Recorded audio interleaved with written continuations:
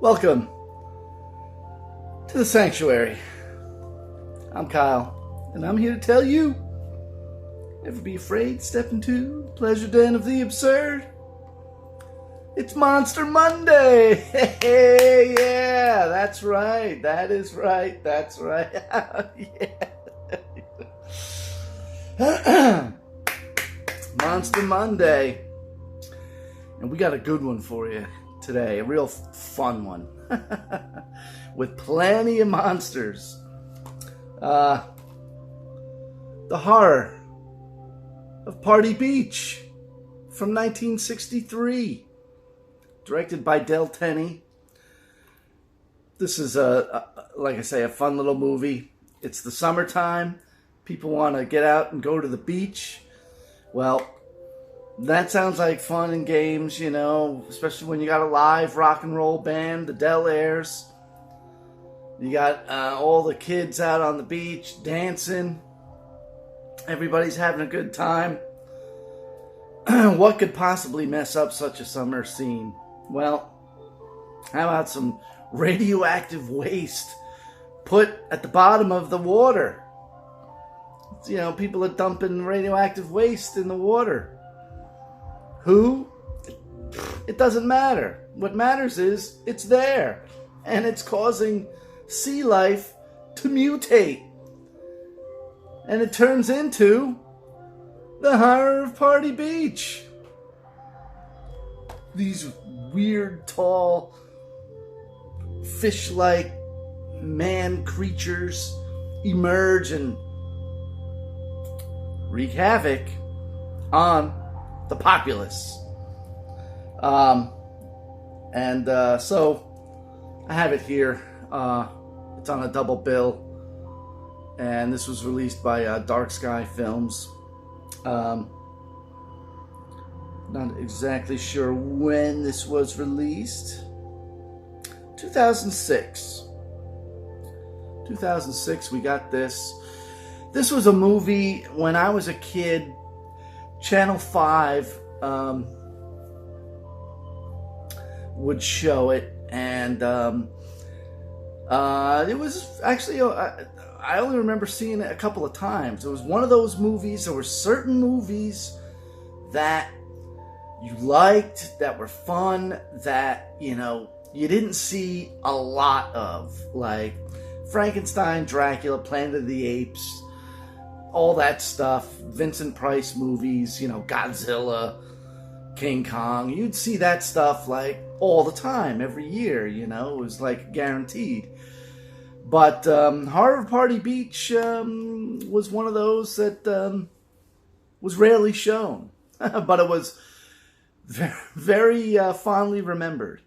They also released it on Blu-ray. Severin put this out. It says uncut on Blu-ray for the first time. I'm not sure what difference the print is to this one, but it's all fun. And so it's got a lot of humor in it, a lot of good-looking beach girls. The Del Airs are featured prominently in the movie during the beach scenes. They get to play, 3 or 4 songs, you know, and,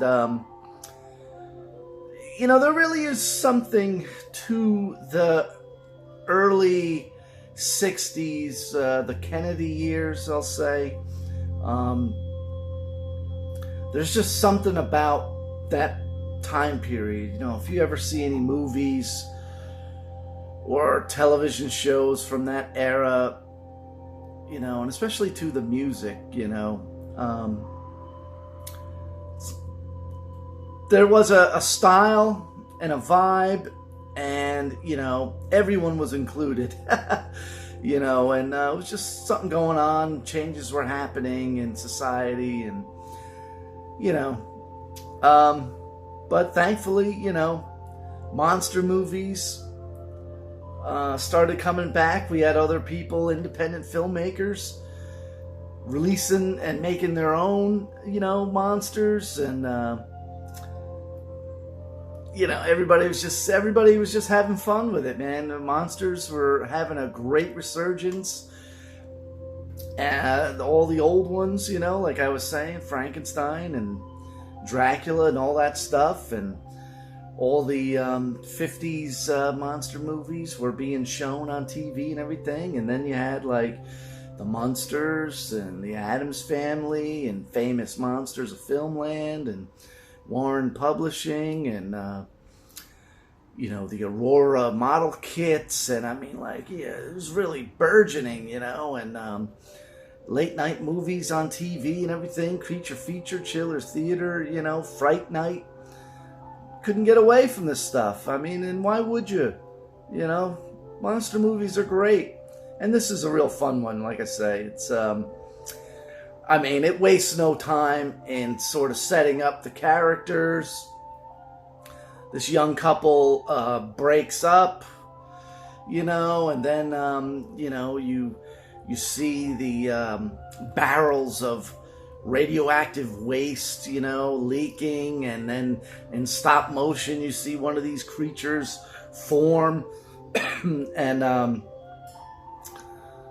so you know, the good time girl breaks up with her stiff scientist boyfriend, and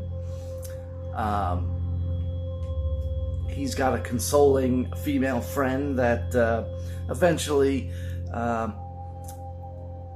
after the murder of his ex by one of these creatures, he gets closer to the other one, and love finds a way, and science finds a way to destroy these monsters. And they are destroyed because there's a whole bunch of them roaming around. You know, they don't care. There's a sleepover scene, like a pajama sleep party with a bunch of girls, you know, and they hear the monsters outside. They think, oh, the boys are gonna prank us, you know. So they put, like, you know, the bucket of water on the door and whatever, and they're like, it smells like dead fish, you know, because these things reek, and they leak radioactive waste in their midst. And they just rip these girls apart, tearing everybody apart. There's a lot of humorous one-liners throughout the film, you know. It doesn't take itself too seriously. But for the most part, you know, it is played kind of straight. There's some humor here and there. And that's the one thing I enjoy most about these old-time monster movies from, you know, the 30s, 40s, 50s, and 60s, and 70s. You gotta play it straight. I mean, no matter if the monster is like a rubber puppet or a guy in a suit or whatever, you know, the actors have to play their roles with some sort of semblance of integrity and reality. And that's what makes them fun, you know. I mean, they're totally ridiculous, you know, and if the sets are cheap and the wardrobe doesn't match up, you know, like with the army men or whatever, or, you know, it doesn't matter, you know. This is, you know, you're not going to watch these things as documentaries, you know. It's just fun. And keep that in mind. And with that, I want to thank you for watching.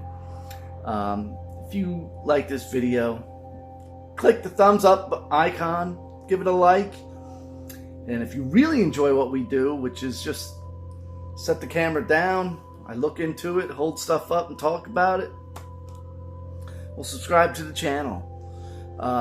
Subscriptions have been going up, and I'm very pleasantly surprised because I'm not on social media or anything like that. I just word of mouth and people stumbling on me on YouTube, and I don't know, people seem to like it, and I'm happy about that.